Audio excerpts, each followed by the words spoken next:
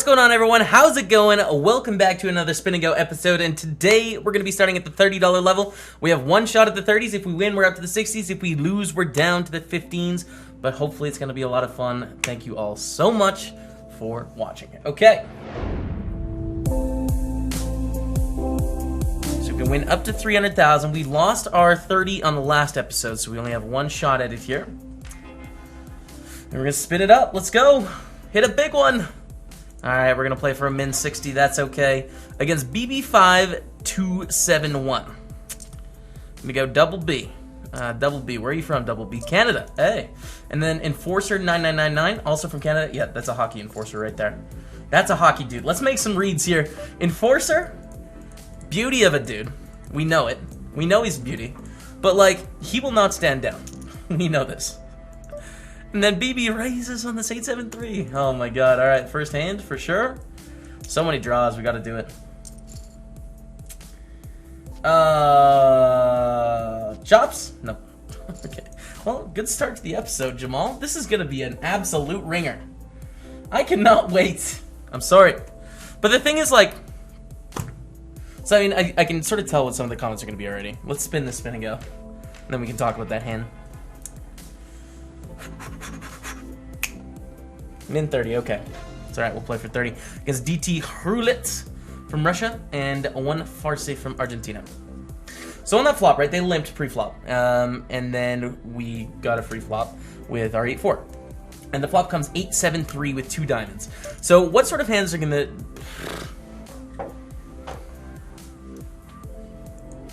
We call!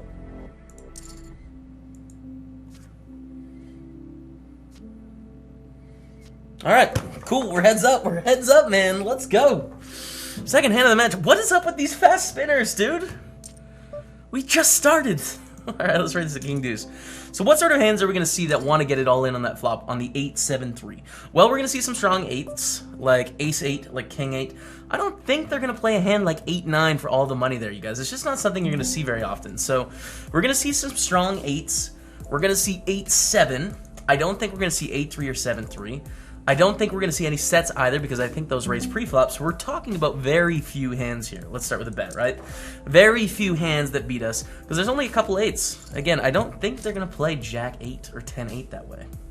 So we have the strong 8s, and then we also have all the straight draws, so 9-10. We have 6-5, the offsuit and the suited combos of those. Already, we have a situation where, like, we can get it in. And there's the flush draws as well, right? Not to mention, there's already money in the pot, so basically with our pot is I think we have to rumble with it firsthand there. It's basically like a perfect case scenario for, like, there's a lot of draws, and yes, when we're behind, they have us dominated, and we're going to need to hit our, 3 outs, 12% to get there, or maybe some runner-runner type situation, 15%. When we're not behind, we're actually ahead by about 60%. With the money in the pot, gotta do it. Gotta do it. I know it's not going to be a fan favorite. I'm already like defensive. I'm already like, no, please don't. Understand why. But yeah, that's what I think. 8 of hearts on the turn. We bet they call. Let's keep betting. There he's deuce. Just came off a long day on the stream. It was a great stream today. I had so much fun. Thanks to everyone that tuned in. Did the charity stream today. And check it back. Pretty bad river for us. We beat King 3. King 3, that's aggressive. And we're in a very good spot against DT Hrulet here. We're going to call with the 5-4. A lot of questions about, like, why do I call with these bad hands? Basically, price. Comes down to price, you guys. So if you were to play, say, like, a very good player, and you're folding, 30% of your hands when they raise, well, they can all of a sudden raise any 2 cards. Because it's only heads up, and when you're min-raising like this, like C, they have to call 20 to win 60. They need 25%. There's a thunderstorm going on. They need 25% to break even in this spot.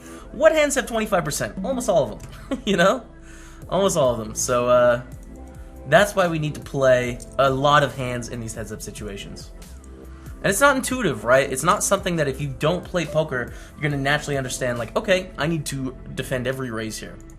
It feels weird, and it's not something we do when we're 9-handed or 6-handed, but heads up, we need to do it. Check on the turn. We'll let them have it if they want it. They want it. They can have it. All right, man. All right. Okay. Spinner number 2. 6-9. Offsuit. All right. We're going to call for 30. Ooh, look at this little thing we got going on here. You bet. None of that. Get out of here. This is my house, man. These Spin&Gos are my house, man, on PokerStars. All right, let's raise up the ace queen. We've been raising a bunch, so I'm gonna just keep the raising going. See a 4-5-9 flop. I'm gonna check back. It's kind of a bad flop. Really easy for them to just flop a pair, check raise, and be really profitable against us. We see a king on the turn, which they shouldn't have very many kings, and they check. I'm gonna check again. King in the river. If they bet, I fold. I don't think they're bluffing that much. I am going to give them credit for being pretty straightforward, and we're just gonna fold. 1 minute till 20 and 40. Should we start the limps now? Sure. We'll see if we get away with the limps. The limp game has started. Limp fold with the jack-6 off. Ace-jack. This is a beauty. I am all in, my friend. All you can eat. Bring the heat. Ace-8 is good, I promise. I promise. Just call with Ace-8. It's good. It's good. Give us the chips, man. On this very stormy Saturday night, man. It's kind of like... It's eerie. DT does call with Queen-10 suited. Wow. We're behind. Oh, they have a straight and a flush draw. Oh, okay, they have a straight. Right. My brain short-circuited. Now we're behind. Don't lose. Don't lose the Spin&Go. I just want to have good episodes, man. All right, Jack 10-5 in the flop. Really bad flop for us. There's so many hands that can beat us, and the hands that beat us are really far ahead. We're a long way behind those hands. It's different if the flop is like 8-7-5. Because then we have an overcard, and then we have a gut shot, and we have a lot of turns that we can keep betting. 10-4, I'm going to fold. Ace-3. I will reshove if they open. And let's go. Your king-queen is good. Okay. Nope. Nope. And the blinds are going up to 20 and 40, so we do have 2-to-1 chip disadvantage. But I believe we can come back. I think we got this. I feel like this could be our moments. Alright, so we're going to bet on this flop. 9-9-6 with 2 diamonds. It's kind of like, because there's so many good turns for us. Back at a call, we see an 8 of diamonds on the turn. We're going to check back. And consider calling the river as well. That 8 does complete some of the draws they can have for sure. They check. Okay, we'll just check. B6, good stuff. But I mean, it's a paired board. It's too hard. We can't believe him. Jack 10, we're going to reshove also. Keep the aggression up. They call with Ace-5. Okay, we have 45%. That's the worst case scenario. I mean, they've flopped 3 aces king. Alright, another 15er, man. Another 15er. Not a great start to the episode. I'm sorry. I apologize for my lack of results so far today. But let's get this one. Ace-Jack against the Queen-10 really killed us in that one. Alright, and our third Spin&Go of the day, $30. Got 3 mins today. Sean from Australia. LMLN from Hungary. And we have 10-9 suited.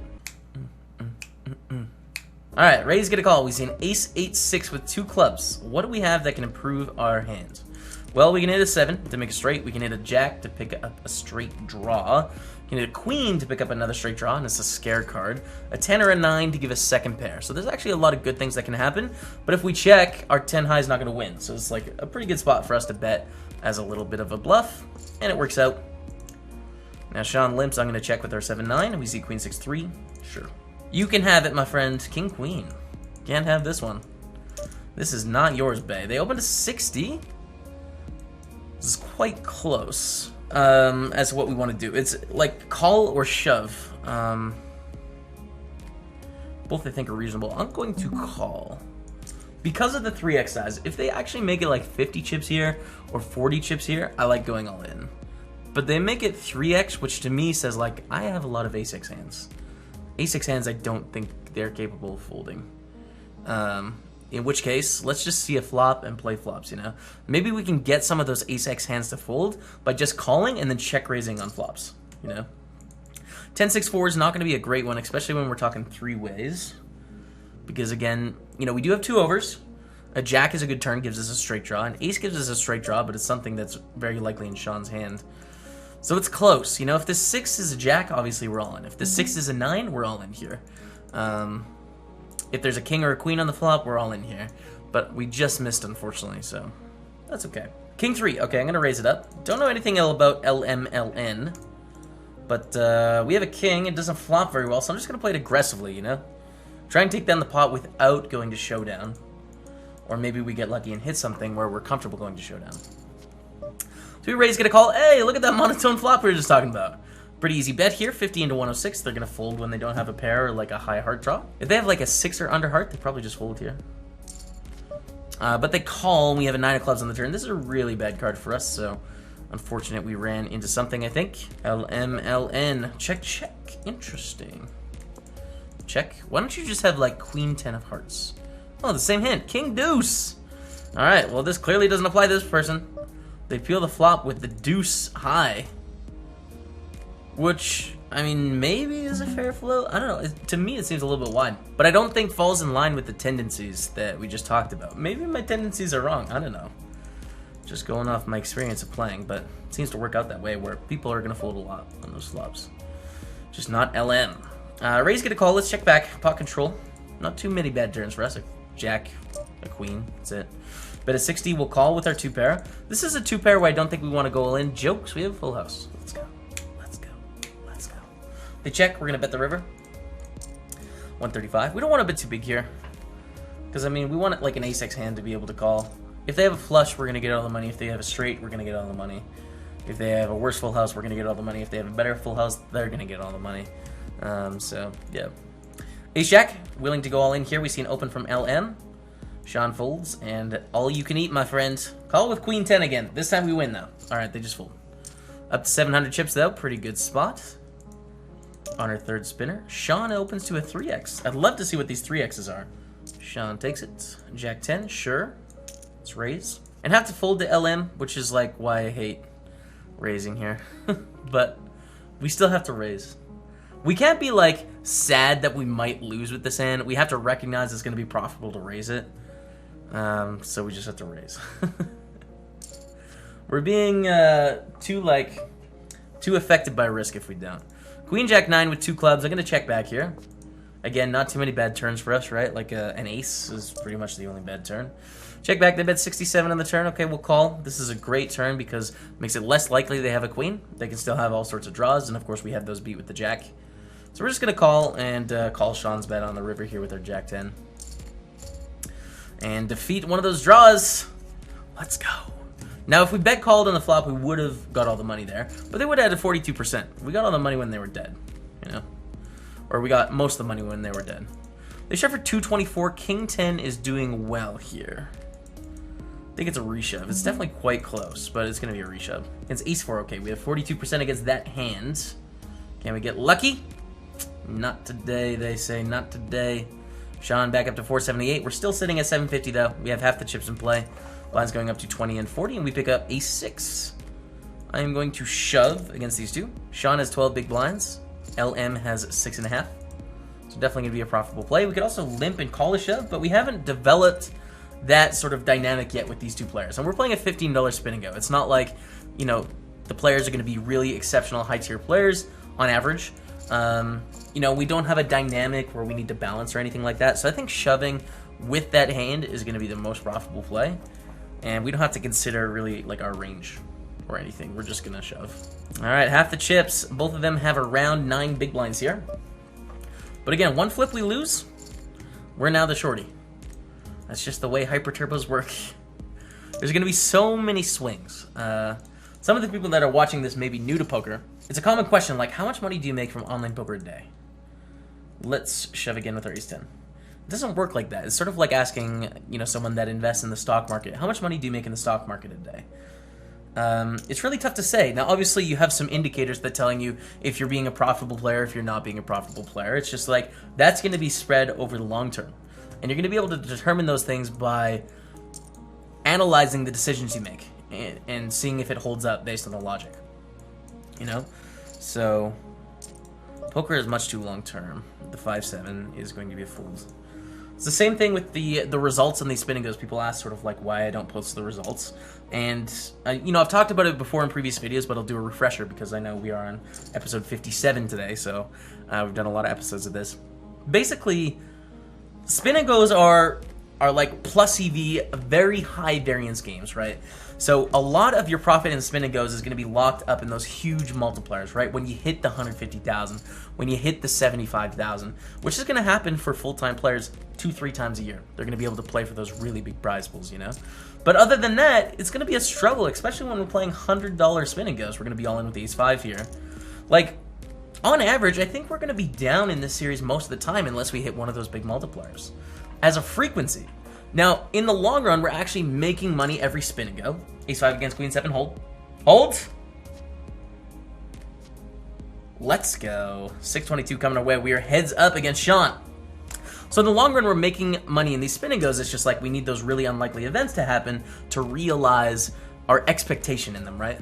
So there's a difference that is sort of weird in poker where as a frequency, you can lose more than you win, but like when you win, you're getting paid a lot, you know? And that's sort of what's at play here in these spin and goes. So we have an option, right? I could have done this with like a bankroll challenge or something, and we do a spin and go series. The thing is, people do not have fun, and I've learned this, when they tune in and the person they're watching is down money, you know? If they're new to poker or relatively fresh to poker, they can't conceptualize the idea that someone would be down money after 150 spin and goes, you know, and be a good player. So that's something we want to avoid. We don't want to make poker sort of scary to the newer people to the game. 10-8 against King-Queen. We need an 8. Oh, that's not a good flop because a 10 would have given them a straight, and now we are the shorty with 526. So that's why I don't keep the results. I mean, you guys can feel free to keep track on your own and stuff like that, but I think in general, it's just like a negative... It's a reverse free roll. If we keep track of results, it doesn't really add anything. It's not going to, you know, get more people into the thing unless we hit a big multiplier or whatever. And if we're down money, which I think is a frequency, we're going to be down money 80-85% of the time for most of the series until we hit that big multiplier, get a huge sample size. You know, then it's a negative. Then people are like, okay, this isn't good to watch. So we want to avoid that. Okay, so they bet 60 here. That's dang close. We're going to fold. I was blabbing. I've been blabbing a lot. So much talk. Shut up, Jamal. Just win the spinner. Ace-Jack, we're all in. Alright, Sean. No. Thought that was it. I thought that was the end, Sean. I'm going to start introducing the limps at some point. 3-8, I'm just going to fold, though. How about the King Deuce? They give us a walk. Alright. With the Jack-6. Shawnee boy shoves. We're going to fold. 8-4. Not a great one. They walk us again. I can get into this pattern. We have to fold the Deuce-7, though. Oh! They get 2 walks out of the last 3. That's not fun. We get, like, stupid amounts of walks, though. Okay, I'm just going to shove. This is a balanced disaster if we're not limping 100% here against Sean. But I think our hand is vulnerable, especially against this type of opponent, where they're just clearly folding too many hands. Can we min-raise fold? Yeah. I'm going to min-raise fold, actually. Sean has folded 5 big blinds in a row. I think Sean's folding too many hands. So basically, we're going to start to take advantage of that. Even though the stacks are really awkward here, we're going to start to take advantage of Sean probably not playing the right heads-up ranges. We bet we get min-raised to 168. I don't believe it. If they have a flush draw or whatever, we're going to have some outs to improve our hand, but like, they're min-raising on the 6-6-4, really? Like, they called with a 6 or a 4, and then they're going to min-raise instead of just call? The only option is they're playing like a 6 really weird, but... Or like maybe a 4? I don't know. Yeah, I don't believe it. I think we have to bluff. And it looks like Sean is saving face because I don't know what they can tank with here. We're up to 934. Blinds are going up to 40 and 80. Where's Sean from, by the way? Australia. There we go. 10 deuce, not good. Are we going to get another walk? No, we see a shove this time.